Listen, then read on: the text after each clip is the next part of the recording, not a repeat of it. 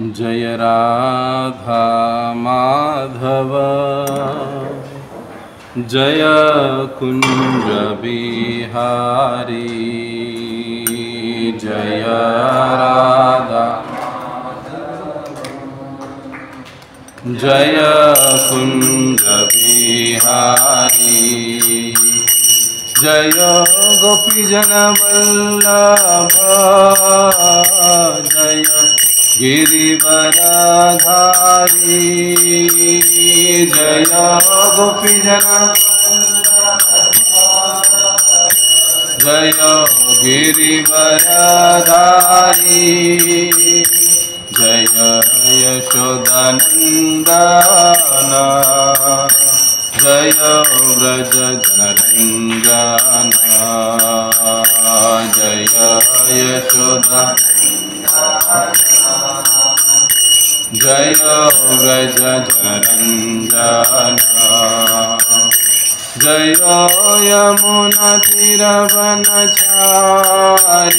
जय कुंज बिहारी।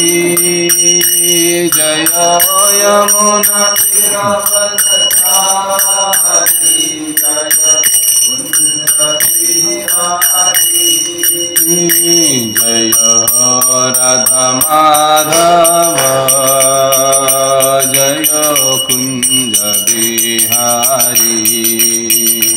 जय राधा माधव जय कुंज बिहारी। जय गोपीजन वल्लभ जय गिरिवरधारी। जय गोपीजन जय गिरिवरधारी। जय यशोदानंदन जय व्रज जनरंजन। जय यशोदा जय व्रज जनरंजन। जय यमुना तीरवनचारी। जय कुंज बिहारी। जय यमुना तीरवनचारी।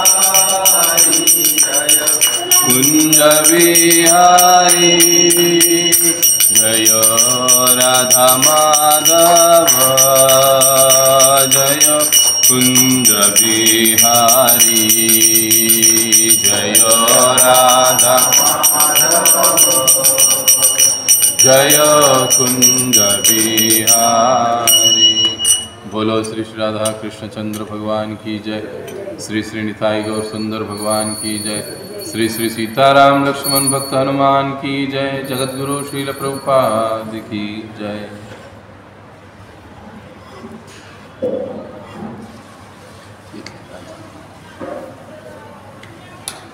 ओम नमो भगवते वासुदेवाय।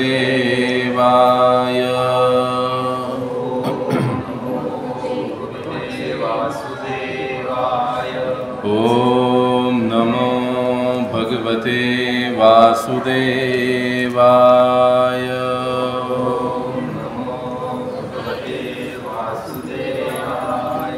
ओम नमो भगवते वासुदेवाय।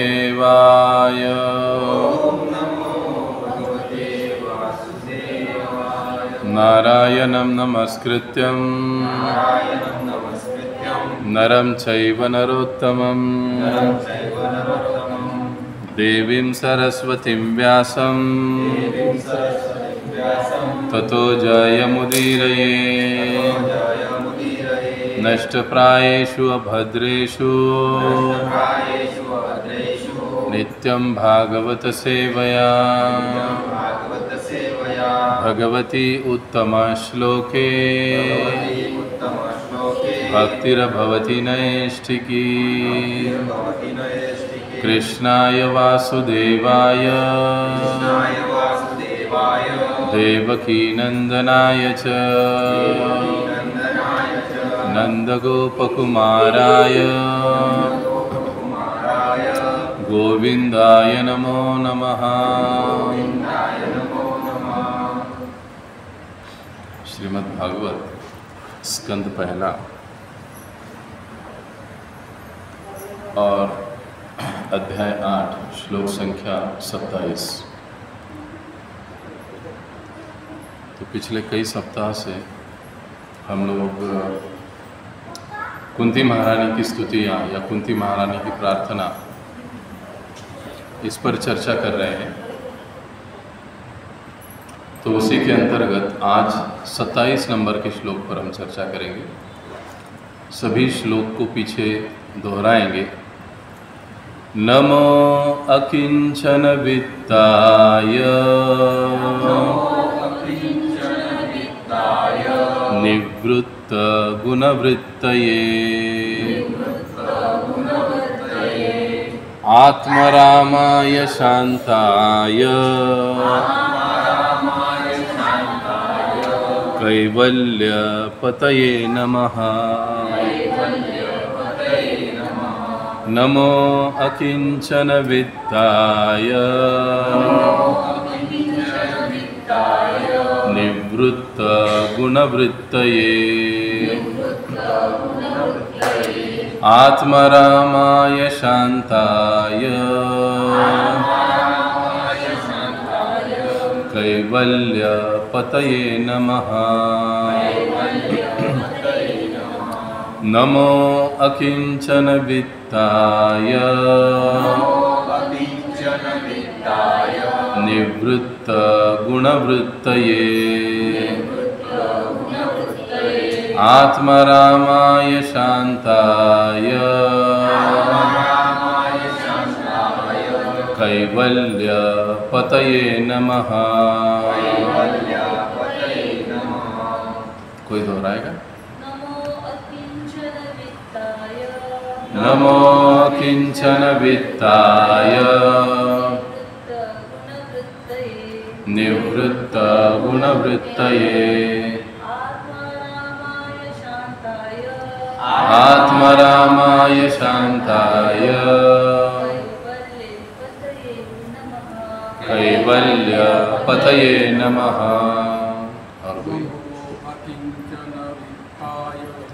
नमो अकिंचन वित्ताय निवृत्त गुणवृत्तये आत्मरामाय शांताय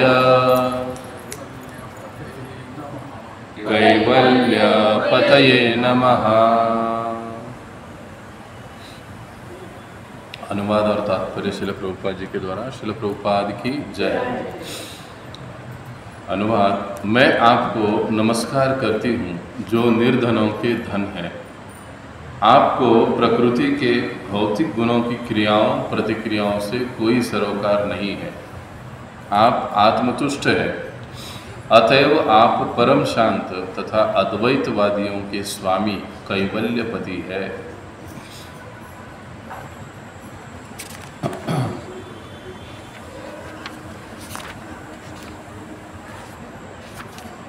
तात्पर्य काफ़ी बड़ा है। मैं आपको नमस्कार करती हूँ जो निर्धनों के धन है। आपको प्रकृति के गुणों की क्रियाओं प्रतिक्रियाओं से कोई सरोकार नहीं है। आप आत्मतुष्ट है, अतएव आप परम शांत तथा अद्वैतवादियों के स्वामी है। कौन किससे कह रहा है? कुंती महारानी भगवान कृष्ण से कह रही है कि आप कैसे नमः यानी मैं नमन करती हूँ अकिंचन वित्ताय। अकिंचनों के वित्त यानी जो निर्धन है उनका धन आप हो। निवृत्त गुण वृत्तये, इस भौतिक जगत की जो क्रिया और प्रतिक्रिया है उससे आप परे हो या उससे आपको कोई सरोकार नहीं है। आप कैसे हो? आत्मा रामाय, यानी आप खुद में ही रमन करने वाले हो। आपको बाहर से किसी आनंद की ज़रूरत नहीं है, किसी वस्तु की, किसी व्यक्ति की ज़रूरत नहीं है खुश होने के लिए, आनंदित होने के लिए। इसलिए भगवान को क्या कहा जाता है? आत्मा रामाय, जो अपने आप में ही रमन करते हैं। हमारा कैसे? हम दूसरों में, दूसरी चीज़ों में रमन करते हैं, लेकिन भगवान का कैसे है? वो अपने आप में ही रमन करते हैं।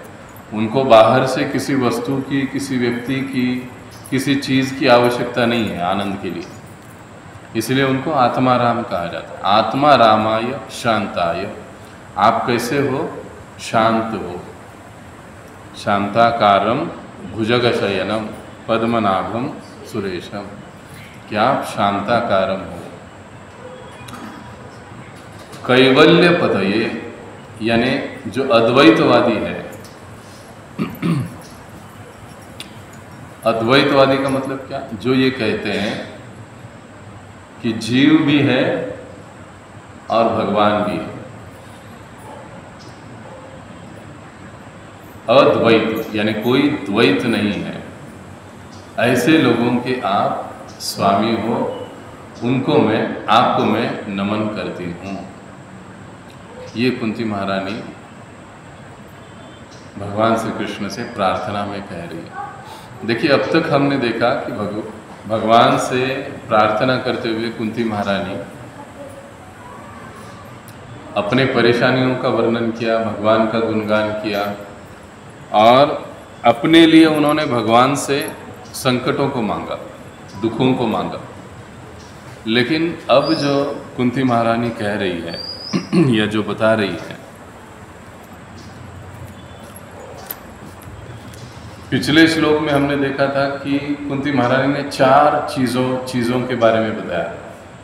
जन्म, ऐश्वर्य, श्रुत, श्रीभी, यानी जन्म, उच्च कुल में जन्म होना, धनवान ऐश्वर्यवान होना, सौंदर्यवान होना, और तीसरा विद्या, बड़ा ही क्या कहते हो, पढ़े लिखे होना या विद्यावान होना। ये चारों चीज़ें कुंती महारानी बता रही है कि हमारे कृष्ण भक्ति के लिए या आपको शरणागत होने के लिए बाधित है। पिछली बार कुंती महारानी पिछले श्लोक में 26 नंबर के श्लोक में ये बात बताई, लेकिन उसी को कंटिन्यू करते हुए अब कुंती महारानी किसका गुणगान कर रही है? वो एक प्रकार से जो अकिंचन लोग हैं, जो निर्धन है, उनकी प्रशंसा कर रही है। प्रायः दुनिया में ऐसे होता है क्या? जो धनहीन है उनकी प्रशंसा कोई नहीं करता। जिसके पास पैसा नहीं है, सीधे भाषा में, उसको कोई पूछता नहीं, उसकी प्रशंसा तो दूर की बात है।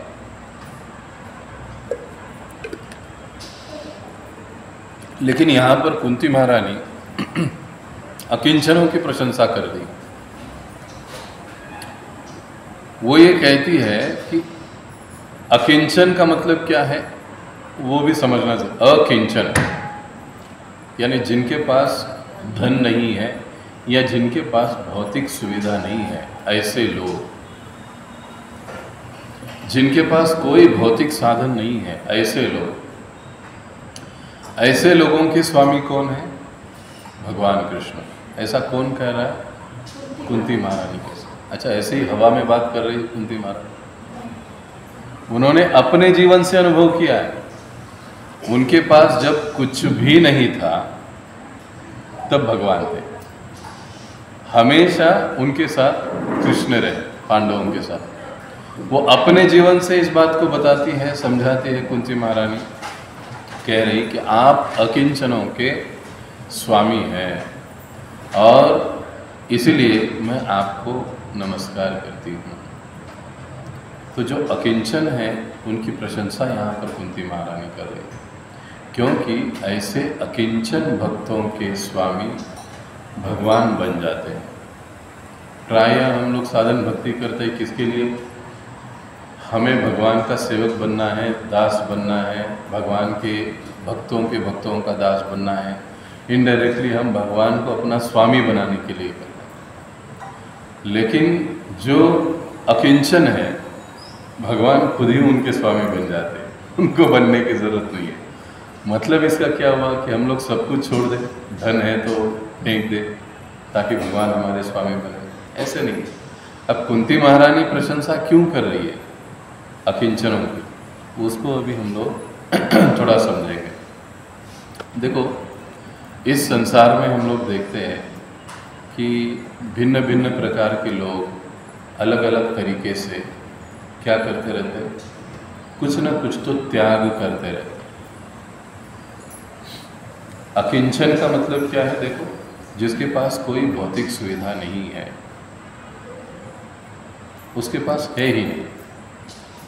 कुछ ऐसे होते हैं जिनके पास भौतिक सुविधा होती है लेकिन वो उसका त्याग कर देते हैं।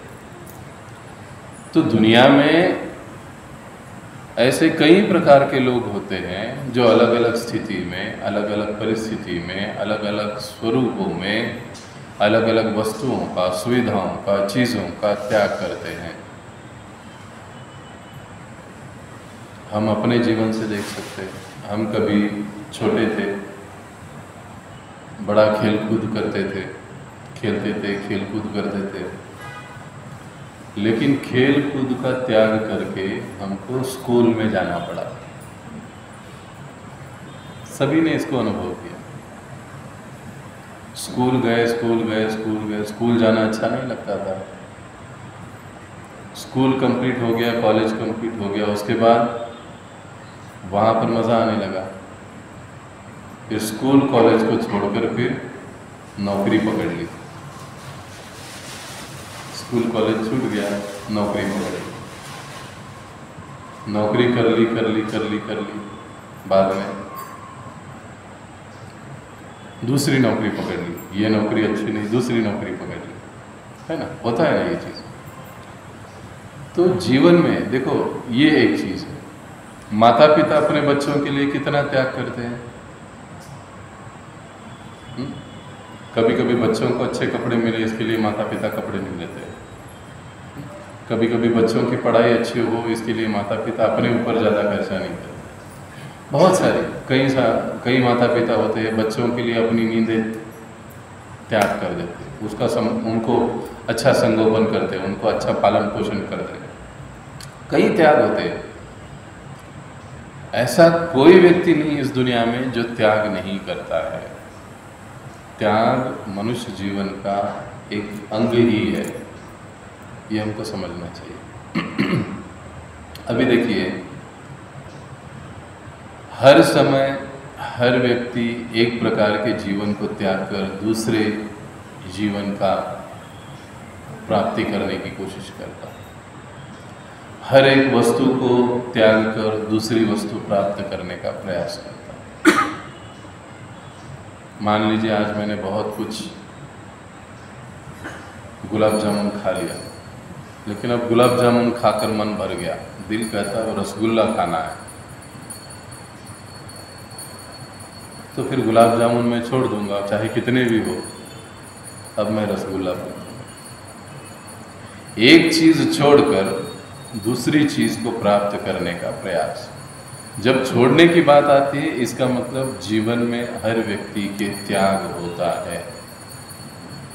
बाय डिफॉल्ट वो त्याग एक तो व्यक्ति परिस्थितिवश करता है या कई बार अपनी इच्छा से करता है, लेकिन त्याग करता है।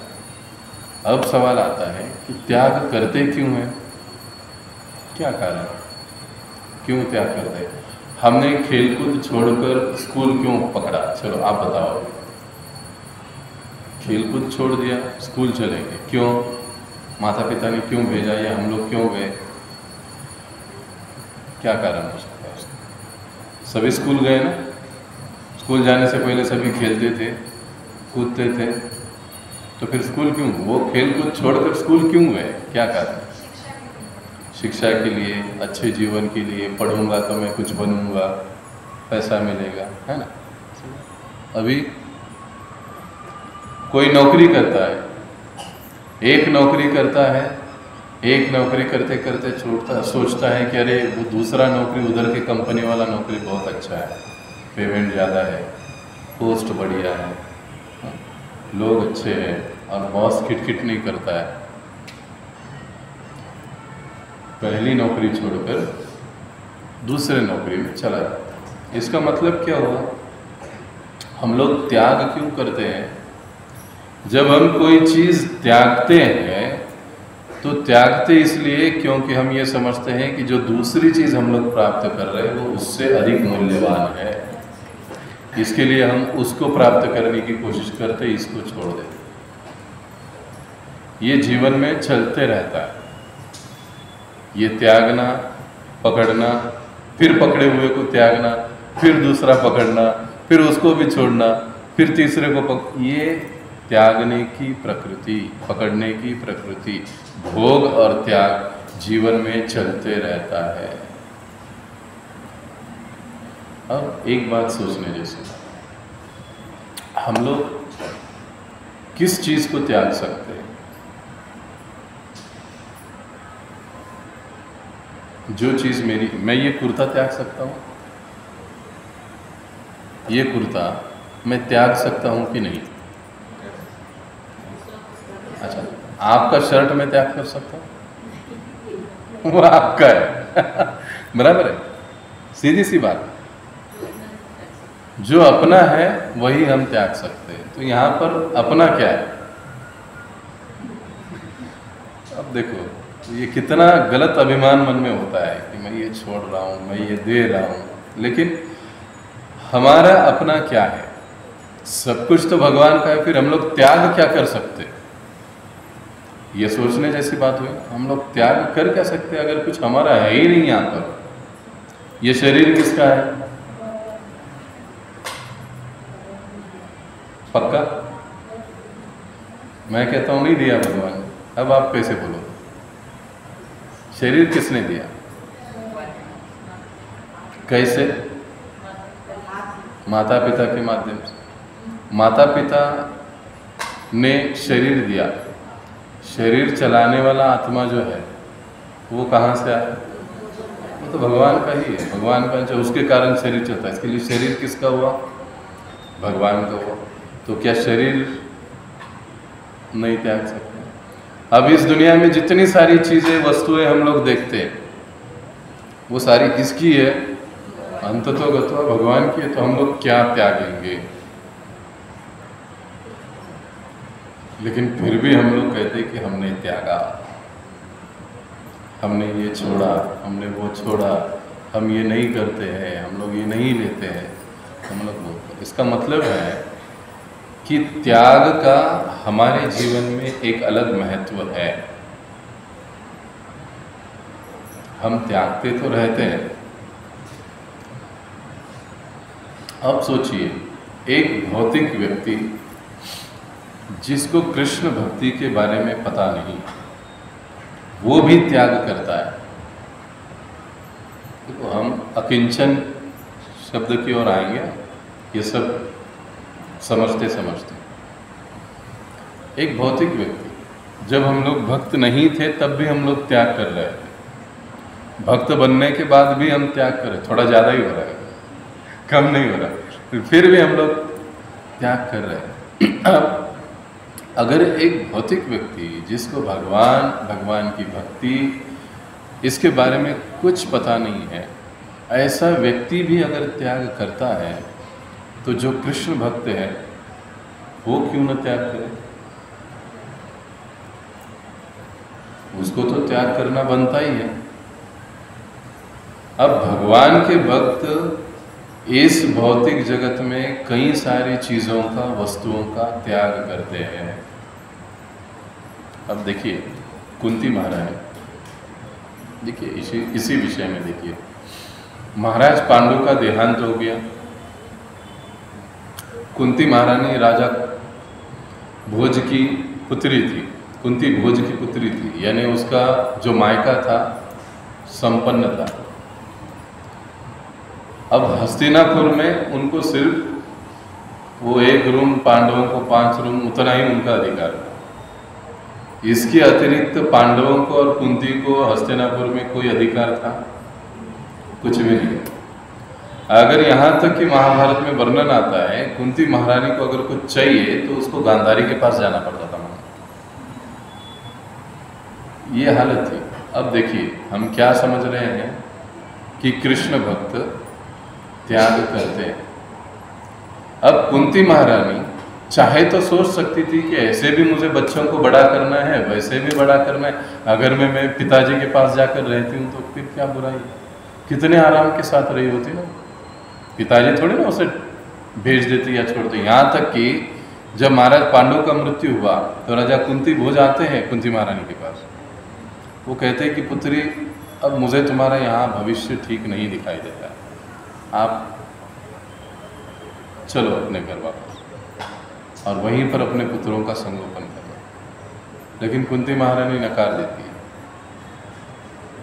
ये जो पांडव है वो हस्तिनापुर की जिम्मेदारी, मैं हस्तिनापुर की जिम्मेदारी, हमारा जो कुछ भी होगा यहीं पे होगा। अब क्या किया, कुंती महारानी जो भगवान के अनन्य भक्त है, उन्होंने उस सारी सुविधा ऐश्वर्य को त्याग दिया ना एक झटके में। हमारे जैसा होता था तो कृष्ण भक्त जो होते हैं वो त्याग करते हैं, लेकिन वो त्याग किसके लिए करते हैं? कृष्ण के लिए, भगवान के लिए। अब देखिए अंतिम जो बात कुंती महारानी अपने पिताजी से कहती है, महाराज कुंती भोज से कहती है कि हे पिताश्री, जैसे भगवान ने मेरा विधि या विधान बनाया है उसी प्रकार से होगा। जिस परिस्थिति में मुझे भगवान ने डाला है मैं उसी परिस्थिति में रहते हुए अपना जीवन यापन करूंगी। तो भगवान कृष्ण के भक्त हर स्थिति को भगवान की कृपा समझ के कई सारी चीजों को त्यागते हैं। अच्छा, उन सारी चीजों को भगवान कृष्ण के भक्त त्यागते हैं जो चीजें अभक्तों को या जो कृष्ण भक्त नहीं है या भौतिक जगत के जो लोग हैं उनको ज़्यादा प्रिय होती है। उन सारी चीज़ों को भक्त लोग त्यागते हैं। अरे तुम हरे कृष्ण, तुम चाय नहीं पीते, क्या जीते हो? कांदा लहसुन भी नहीं खाते, प्याज लहसुन भी नहीं, तो बनाते कैसे, क्या जीते कैसे हो तुम लोग? तुम लोग पिक्चर भी नहीं देखते, तो तुम कैसे जीते हो, क्या मनोरंजन करते हो? कई बार लोग ऐसे सवाल पूछते हैं ना हमसे। तो कृष्ण के भक्त जो त्याग करते हैं अपने भक्ति के लिए, भगवान के लिए, क्यों त्याग करते हैं? क्योंकि उनको पता है इससे भी मूल्यवान चीज उन्हें प्राप्त होगी। और जब कृष्ण भक्तों को इतना सारा त्याग करते हुए लोग देखते तो लोग क्या कहते हैं कि अरे ये हरे कृष्णा वाले पागल। प्राय लोग कह देते हैं ना, ये हरे कृष्णा वाले लोग पागल है, ये नहीं खाते, वो नहीं करते, यहाँ नहीं जाते, वहाँ नहीं जाते, ये नहीं सुनते, ऐसा नहीं करते, वैसा नहीं करते, यही सारे। लेकिन दुनिया के लोग हरे कृष्णा वालों को पागल कहते हैं और हरे कृष्णा वाले दुनिया को पागल कहते हैं। दोनों एक दूसरे को पागल कहते हैं, लेकिन वास्तविकता में पागल कौन है?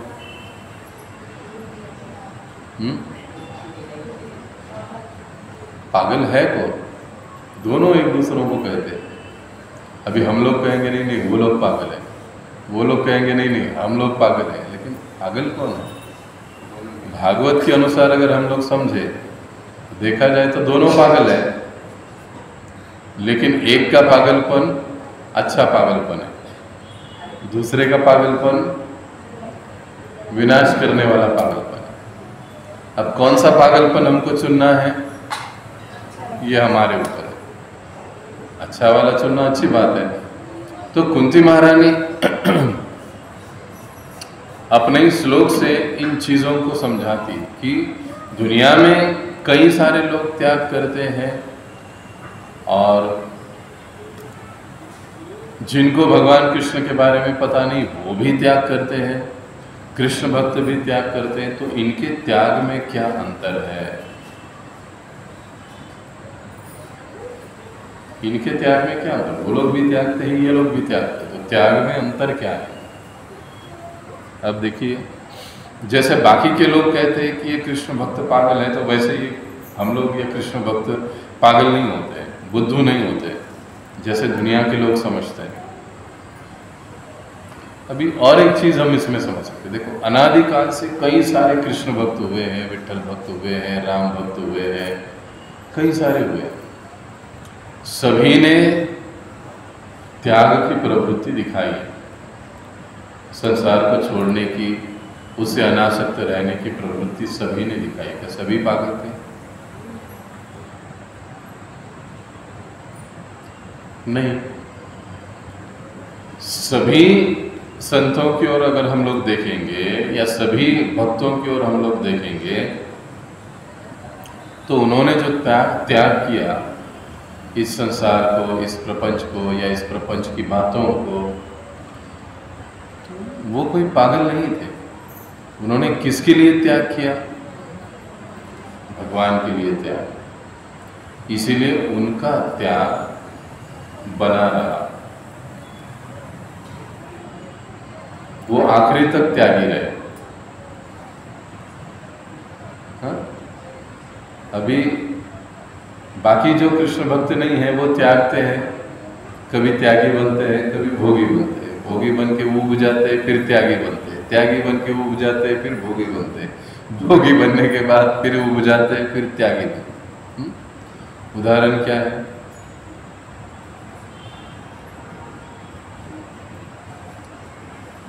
कोई चीज है, कोई वस्तु है, उसको हम खाते हैं, खाकर उब जाते हैं, फिर छोड़ देते हैं, कुछ समय के लिए त्यागी बन जाता। मैं बैंगन नहीं खाता, कुछ समय के बाद अचानक बैंगन की याद आती है, फिर से बैंगन खाना चालू कर देते हैं। त्यागी भोगी, त्यागी भोगी, ये चलते रहता है। जो कृष्ण भक्त नहीं है, जो कृष्ण भक्ति को नहीं समझते हैं।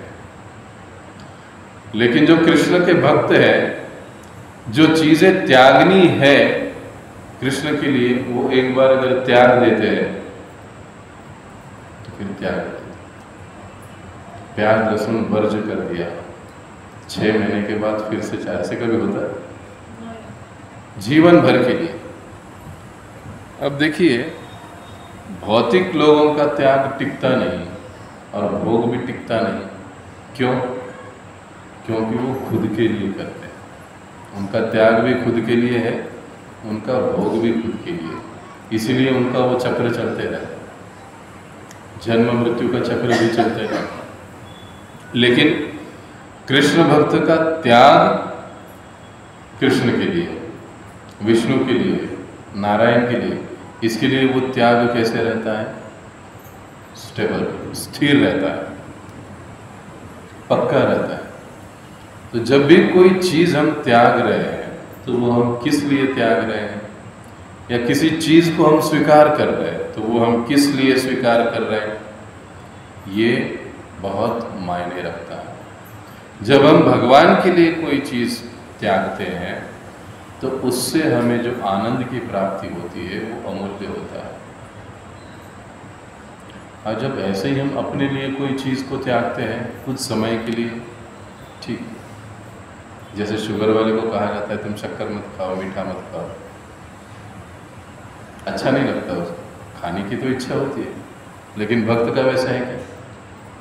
भक्त को कहा जाता है कि आपको चाय नहीं पीना है, वो दूसरों को चाय पीता देखकर दुखी नहीं होता है, क्या होता है? कभी क्या बढ़िया बड़ा पाव खा रहे बोलो, क्या कहाँ फंस गए हम लोग, ऐसे कभी होता है? नहीं। अगर लगता है तो फिर सावधान होना चाहिए, ये खतरनाक बात है। लेकिन कहने की बात क्या है कि जो त्याग हम भगवान के लिए करते हैं वो त्याग शाश्वत रहता है। इसलिए भक्ति रसामृत सिंधु में रूप गोस्वामी बताते हैं कि ये जो भोग और त्याग का चक्र है, भौतिक जगत में भौतिकवादी व्यक्तियों के जीवन में ये चक्र चलते रहता है। एक चीज का भोग करते हैं, उससे ऊब जाते हैं, फिर दूसरी चीज का भोग करते हैं, उससे ऊब जाते हैं, फिर तीसरे चीज का भोग करते हैं, उसको त्यागते हैं, फिर चौथे चीज का। ये उनके जीवन में चलता रहता है। इसीलिए रूप गोस्वामी कहते हैं कि ये भोग त्याग का चक्र यदि हमको रोकना है तो हमें क्या करना पड़ेगा? त्याग का जो स्वरूप है उसको देखना पड़ेगा। देखिए, भोगते रहना हमारा स्वरूप है क्या?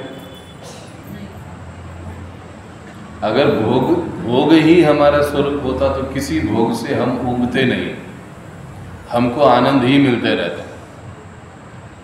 अच्छा, त्यागना हमारा स्वरूप है क्या? अगर ऐसे होता तो हम सिर्फ त्यागते ही रहते, भोगने की बात ही नहीं करते। लेकिन त्याग के बाद भोग की भी इच्छा होती है, भोग के बाद फिर उसे त्यागने की भी इच्छा होती है, दोनों चीजें चलता रहता है। मतलब भोग और त्याग ये दोनों बातें हमारा स्वरूप नहीं है। तो फिर हमारा स्वरूप क्या है? जीवेर स्वरूप होए कृष्णेर नित्यदास, भगवान कृष्ण की सेवा करते रहना, ये हमारा स्वरूप है। और फिर जैसे जैसे हम भगवान की सेवा करते हैं, तो चाहे हम भोग करें या हम त्याग करें, उससे कोई मायने नहीं।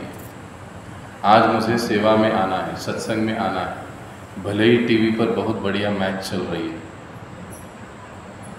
लेकिन मैं सत्संग में आऊँगा। ये क्या हुआ? त्याग हुआ। किसके लिए? भगवान के लिए, पक्का त्याग। ये फल देगा। क्या फल देगा? हमको भगवान कृष्ण की सेवा में लगाएगा। तो जब हम सेवा में रत रहते हैं, तब हम इन दोनों चीज़ों को त्याग सकते हैं, भोग को भी, त्याग को। कोई ज़रूरत नहीं, सिर्फ सेवा करते रहे, सिर्फ सेवा करते रहे। और क्योंकि ऐसी स्थिति में हम जो कृष्ण भक्ति के लिए प्रतिकूल है उसका जब त्याग करते हैं, तो वो त्याग एक पक्का और शाश्वत त्याग होता है। क्योंकि वो त्याग हमने भगवान के लिए किया है, सत्य पर आधारित है, इसके लिए वो त्याग हमारा टिकाऊ बनता है। और वो त्याग हमें भगवान की ओर ले जाता है। अब यहीं पर देखिए, त्याग करने की प्रवृत्ति अकिंचनों में अधिक होती है। आपने ध्यान दिया है? त्यागने की प्रवृत्ति धनवान के पास विरले ही होती है, लेकिन जो अकिंचन होते हैं उनके पास त्यागने की प्रवृत्ति एक प्रकार से पाई जाती है। उनको मतलब उसका कुछ लगता ही नहीं। इसलिए कुंती महारानी क्या कहती है कि जो अकिंचन है, अपने जीवन में, उनके जीवन में कोई भौतिक सुविधा नहीं है, इसके बावजूद भी वो शांत है, उसके बावजूद भी वो सुखी है, उसके बावजूद भी वो आनंदी है। इसीलिए आप उनके स्वामी बन जाते हैं। और जब ऐसा कृष्ण के लिए या भगवान के लिए त्याग किया जाता है, तो उस त्याग के बदले में बहुत ही मूल्यवान चीज़ हमको प्राप्त होती है। और प्रभुपाद जी समझाते तात्पर्य में, वो चीज़ क्या है? भगवान कृष्ण के चरण कमल हमको प्राप्त होते हैं जब हम त्याग करते हैं। त्याग कई चीज़ों का हो सकता है। हमारे 4 नियमों के बारे में बात करें, मान सम्मान का त्याग, सेवा में आने वाली अड़चनों को त्याग देना। कई बार हम क्या करते हैं, सेवा में अड़चनें आ गई, उन अड़चनों को ही लेकर बैठ जाते हैं। उन अड़चनों का भी हमको त्याग करना चाहिए, समस्याओं का। ठीक है, पहले सेवा, बाद में आना। लेकिन ऐसे प्राय बहुत कम देखा जाता है। हम क्या करते हैं, उन समस्याओं को ही लेकर बैठ जाते हैं, फिर समस्या बड़ी हो जाती है, सेवा छोटी हो जाती है। जब सेवा बड़ी हो जाएगी, समस्या अपने आप छोटी हो जाएगी। ये आध्यात्मिक जीवन का तत्व है। इसको अगर हम लोग समझते हैं, तो फिर हम कृष्ण के चरण कमल को सहज त्याग कर सकते हैं। और प्रभुपाद कहते हैं, फिर जिसके पास भगवान कृष्ण के चरण है, वो तो निर्धन हो ही नहीं सकता। वो दुनिया में सबसे अमीर है, सबसे बड़ा धन उसके पास है, क्योंकि कृष्ण का प्रेम है, कृष्ण के चरण कमल उसके पास है। ये एक ऐसा धन है कि जिस धन को इस संसार के लोग नहीं जानते। कृष्ण के चरण पकड़ के क्या होगा, क्योंकि हम जानते नहीं उसकी महत्ता को, इसके लिए ऐसे सोचते हैं।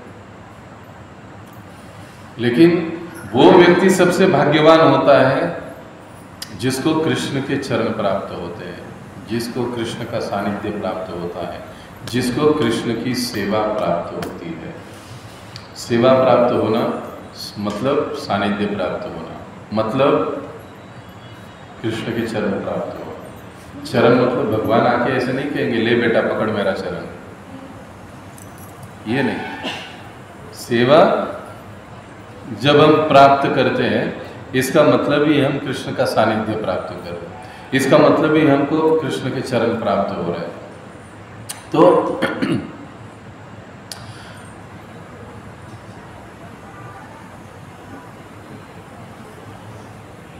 इतिहास में ऐसा उदाहरण भी हम लोग देखते हैं, हमारे षड गोस्वामी परंपरा, उन्होंने कितने बड़े बड़े त्याग किए।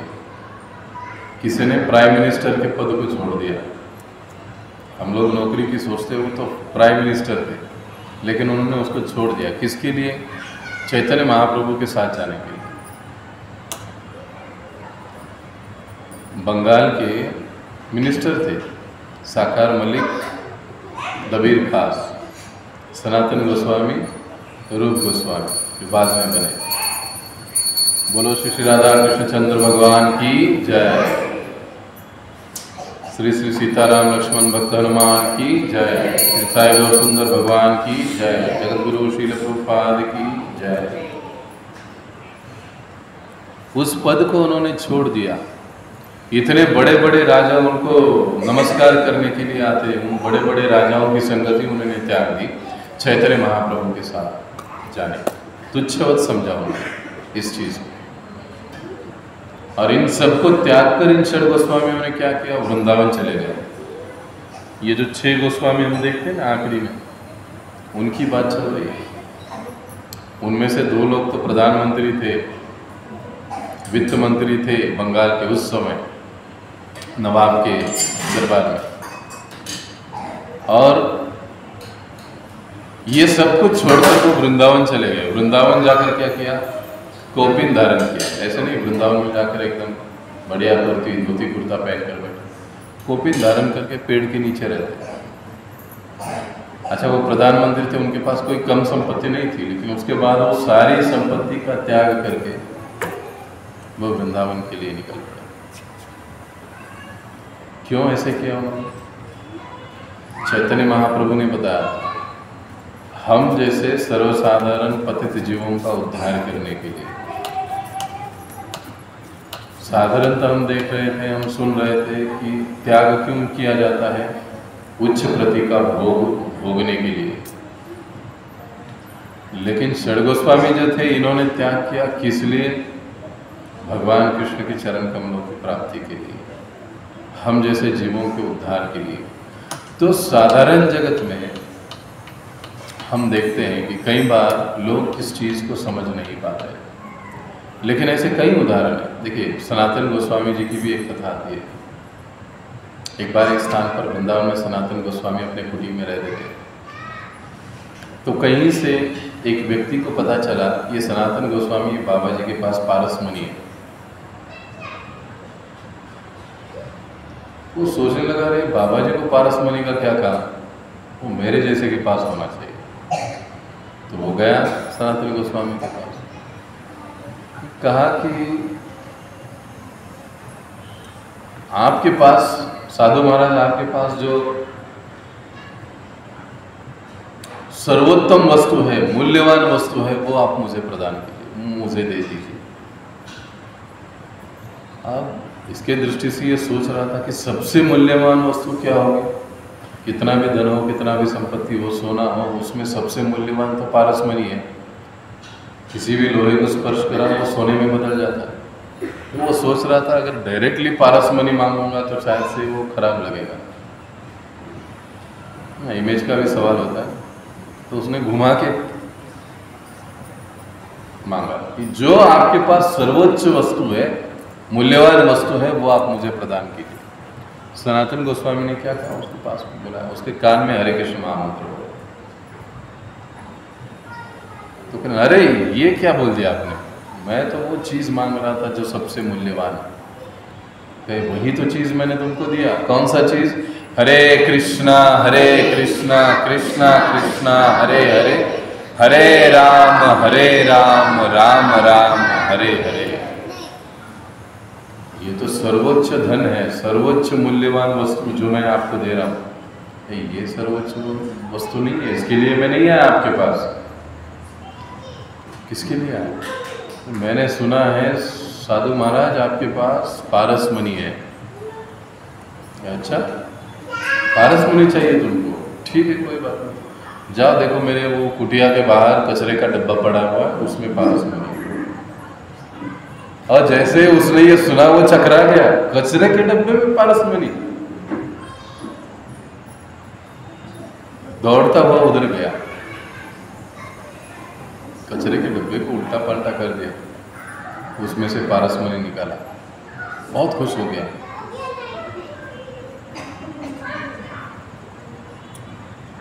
फिर से पारस मणि लेकर चला गया। अब वो कहने लगा, सभी को बताने लगा, देखो साधु महाराज जी ने मुझे पारस मणि दिया, पारस मणि दिया। तो किसी एक बुद्धिमान ने पूछा, ये पारस मणि कहाँ था? सनातन गोस्वामी ने आपको पारस मणि दिया, ये पारस मणि था कहाँ? है, अरे उन्होंने अपने कुटिया के कचरे के डब्बे में रखा था। अरे पागल, जो आदमी पारस मणि को कचरे के डब्बे में रखता है, सोचो इस व्यक्ति से, इस वस्तु से भी कितनी बढ़िया और मूल्यवान वस्तु उसके पास होगी। तुमको उसका तिजोरी देखना चाहिए था, कचरे का डब्बा नहीं, उसमें इससे भी मूल्यवान चीज होगी। अब वो सोचने लगा, बात तो सही है, इसका मतलब सनातन गोस्वामी के पास पारस मणि से भी मूल्यवान कोई और चीज है। अगर ये सबसे मूल्यवान चीज होती तो मूल्यवान चीज हम लोग सोना कहाँ पर रखते? कचरे के डब्बे में, तिजोरी में। 4 बार चाबी घुमा के चेक करके देखते हैं, खुला तो नहीं रह गया। अब वो पारस मणि सनातन गोस्वामी कचरे के डब्बे में रखते, तो इसका मतलब है कि इससे भी बढ़िया चीज उनके पास है।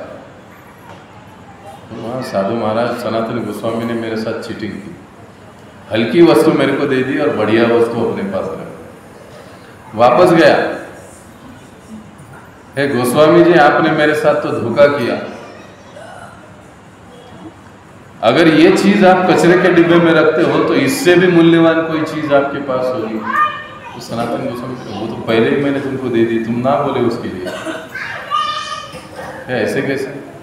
हाँ, फिर से बोला, हरे कृष्ण कृष्ण कृष्ण हरे हरे, हरे राम राम राम हरे हरे।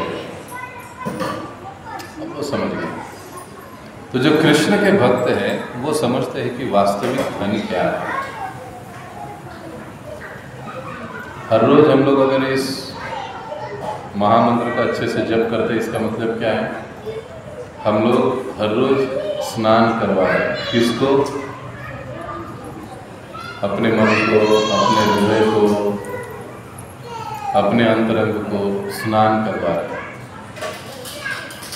स्नान कौन सा जरूरी है? शरीर का कि हृदय का?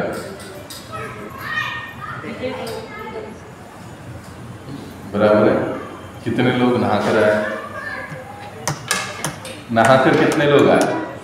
कुंभ में कितने नहाकर आए? तुकाराम महाराज कहते, नाही निर्मल जीवन काय करे न साव।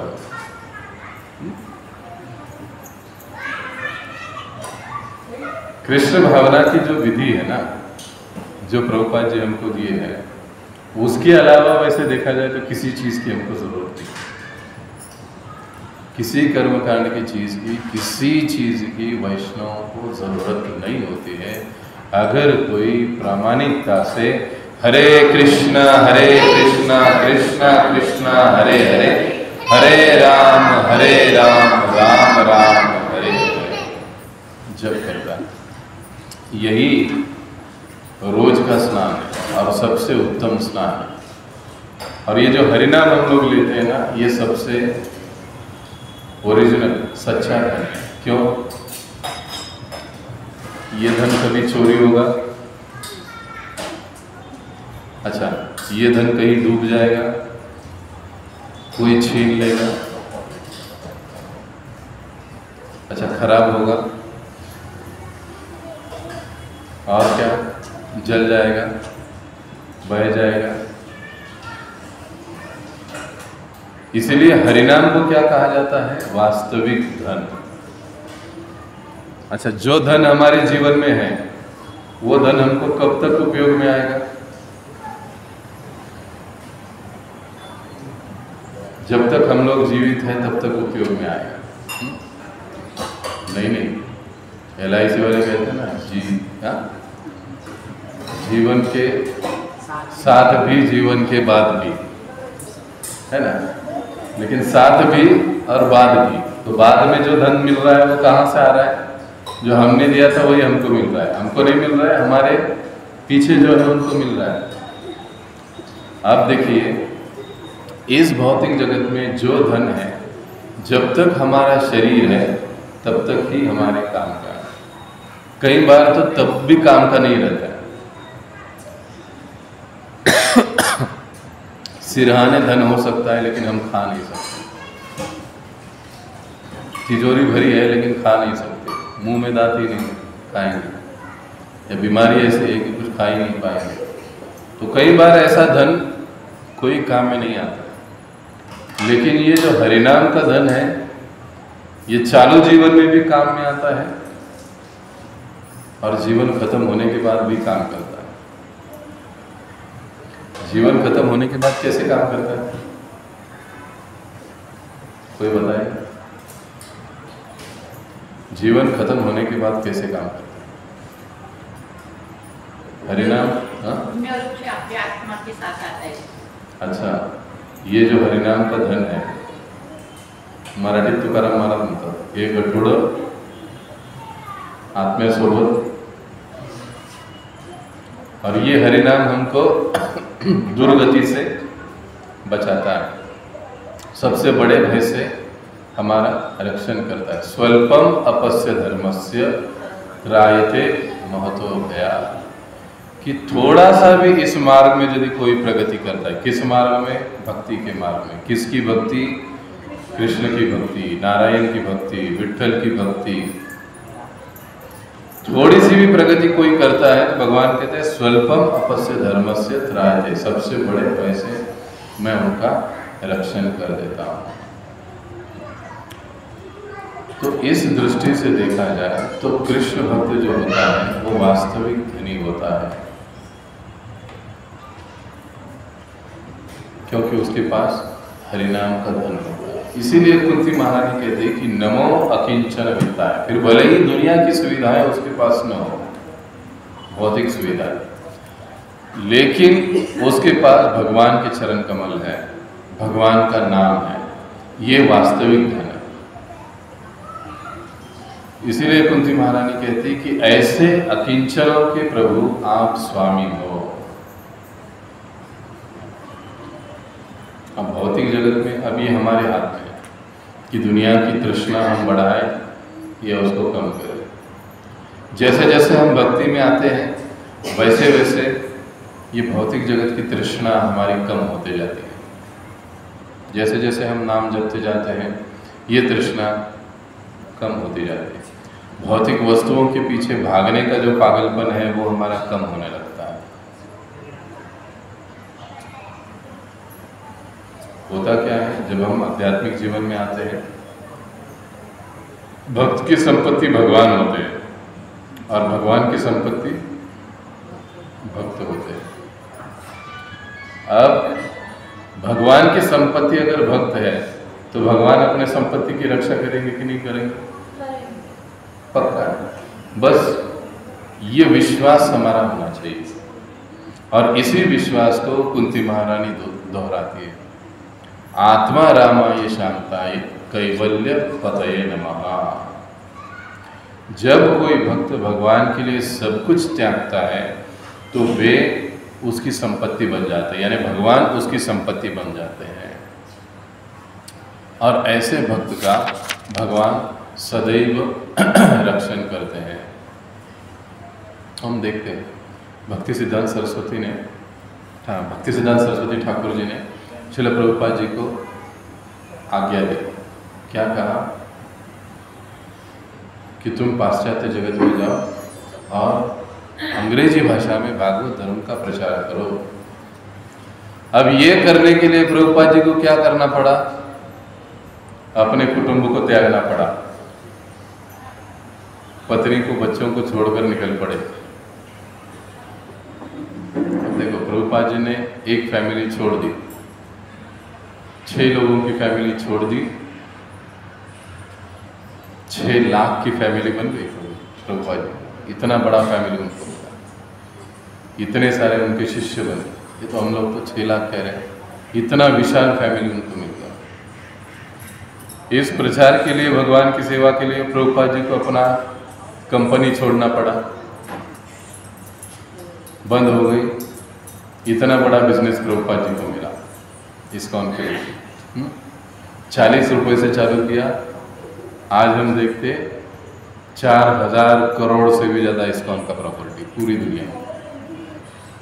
इतना बड़ा बिजनेस प्रभुपाद जी को भगवान ने दे दिया। जब भक्त भगवान के लिए कुछ त्यागता है तो जितना उसने त्यागा है ना, उससे अनंत गुना भगवान उसको लौटाते भी है समय आने पर। फलवाली ने कितने फल दिए कृष्ण को, टोकरी भर के दे रही थी, लेकिन कृष्ण के नन्हे हाथ में मुश्किल से 4 ही फल आए, उतने ही लेके गए, लेकिन उसकी पूरी टोकरी ही हीरे जवाहरातों से भर दी उन्होंने। भगवान को जब भी कोई कुछ देता है, भगवान के लिए जब भी कोई कुछ करता है, भगवान हमारे जैसे नहीं है लेना जानते। भगवान जितना लेते हैं उससे कई गुना अधिक देते हैं। इतिहास में इसके कई सारे उदाहरण हैं। सुदामा का उदाहरण, पोहा मुट्ठी भर, ऐश्वर्य कितना दे दिया, ध्रुव महाराज और द्रौपदी ने क्या दिया था भगवान? साड़ी सप्लाई क्यों की भगवान ने? इतनी बड़ी, इतना बड़ा रेल था वो, पूरे सोलापुर की एक फैक्ट्री होगी, उससे भी ज्यादा होगा है कि नहीं माता जी? जब शिशुपाल का वध किया तब वो सुदर्शन धारण करने से, क्योंकि भगवान काफी क्रोधित थे, तो उनकी उंगली से खून आ रहा था। जैसे ही द्रौपदी ने उनके उंगली से खून देखा, तुरंत अपनी नई साड़ी के पल्लू को फाड़ दिया। भगवान की उंगली को बांध दिया। भगवान क्या कहते? एक एक सूत का ऋण मुझे चुकाना पड़ेगा, हे द्रौपदी, नहीं हे कृष्णे, ये शब्द प्रयोग करते, हे कृष्णे। इसीलिए जब हम मंत्र जप करते हैं ना, कृष्णा नहीं बोलना, कृष्णा का मतलब होता है द्रौपदी, कृष्ण। द्रौपदी का एक नाम क्या है? कृष्णा। इसलिए कई बार कृष्ण उसको कृष्णे कहते हैं, कृष्णा। तो कहते हैं कि हे कृष्णे, तुम्हारे इस कपड़े के एक एक सूत का ऋण मुझे चुकाना पड़ेगा। और वो कहाँ चुकाया उन्होंने? राज्यसभा में, राज्यसभा में असत सभाया, वो हमने पढ़ा था इसी में, कुंती महारानी जिक्र करती, वहाँ पर उन्होंने पूरा साड़ी सप्लाई करके उनकी लज्जा। कितना कपड़ा दिया था? इतना पाया, लेकिन भगवान ने रिटर्न कितना किया? भगवान जब रिटर्न करने पर आते हैं तो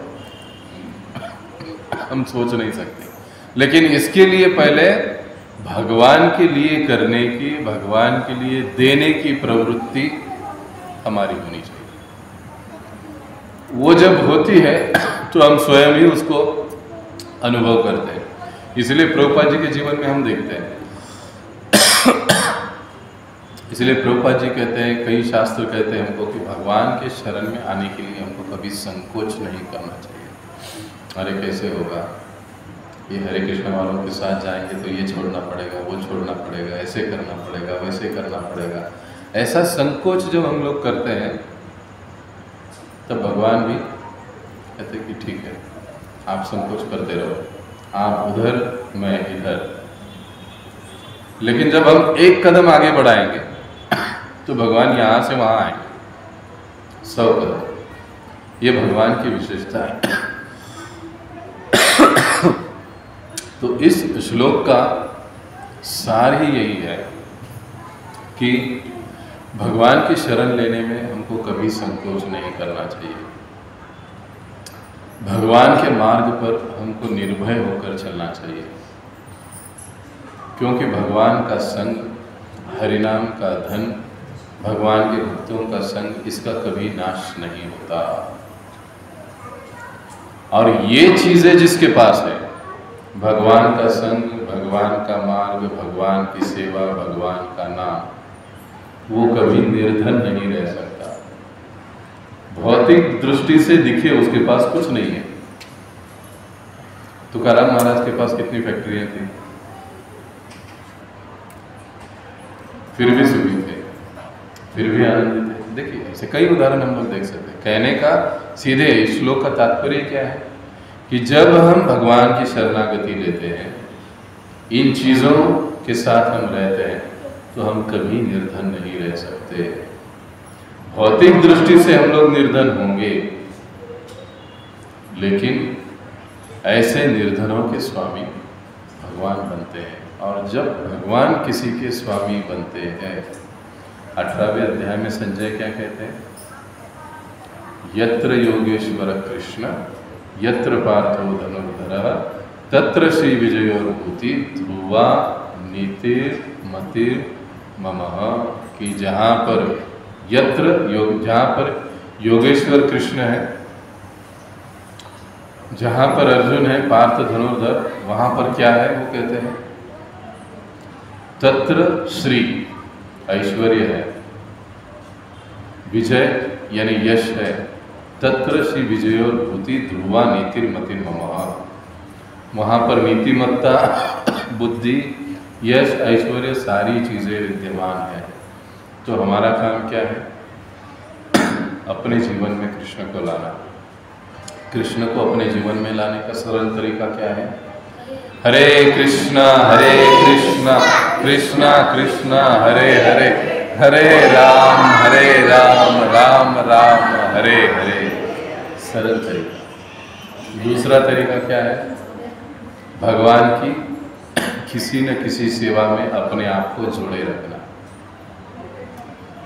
ये दूसरा सरल तरीका। तो यहाँ पर हम रुकेंगे। किसी कोई प्रश्न है तो आप पूछ सकते हैं।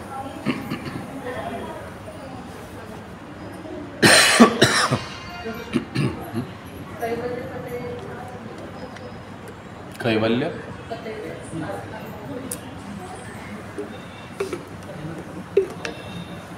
जैसे हमने कहा, जो अद्वैतवादी है उनके भी भगवान स्वामी हैं। अब ये अद्वैतवाद मतलब जिसमें द्वैत नहीं है, जो ये कहते हैं कि जीव और भगवान में गुणात्मक रूप से कोई अंतर नहीं है, लेकिन संख्यात्मक रूप से अंतर है। भगवान विभु है, जीव छोटा है।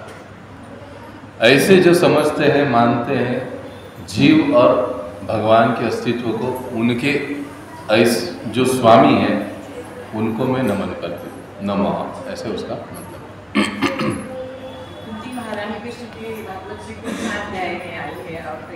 पहला स्कंद 8वां अध्याय। पहला स्कंद 8वां अध्याय। तो यहाँ पर हम रुकेंगे। जगत गुरु श्रील प्रभुपाद की जय। ग्रंथराज श्रीमद् भागवतम की जय।